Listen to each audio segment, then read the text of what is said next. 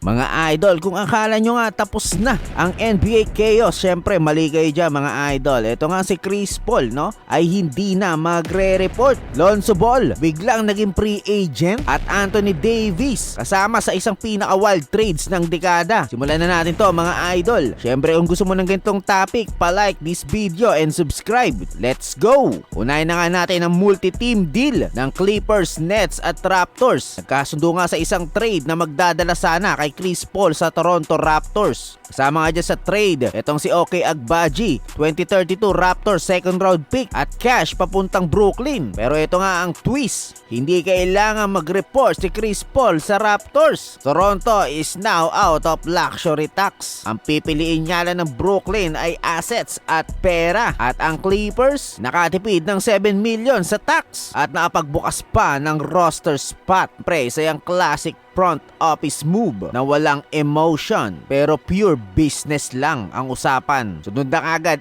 idol, Chicago Bulls at Charlotte Hornets. Tinrade nga nitong Chicago itong si Kobe White at Mike Conley Jr. Kapalit nga ito ni na Colin Sexton, Dieng at 3 second round picks. Para sa Bulls, reset at flexibility ang mangyayari. Pero para sa Hornets, experience at scoring ang prioritize. Hindi man ito flashy pero strategic naman ito. Pero itong susunod niya ay nakakagulat. Lonzo Ball, tinrade ng Cavs kasama ang 2 second round picks sa Utah Jazz. Pero ayon niya sa sources, iwi-wave ng Jazz itong si Lonzo Ball. Meaning, magiging siyang free agent. Pinag-uusapan na nga ni Rich Paul at ng Utah ang magiging future nito. Siyempre ang katanungan ngayon, may team ba na susugal dito kay Lonzo? Sino ngayon ang pupulot dito kay Lonzo Ball? At ito na nga pinakamalupit na balita mga idol, ang Dallas Mavericks. Tinrade na nga itong si Anthony Davis. Makakasama niya sa trade itong si Hardy, D'Angelo Russell at Dante Exum. Papunta nga sila sa Washington Wizards. At ang kapalit nitong si Davis, Chris Middleton, AJ Johnson, Branham,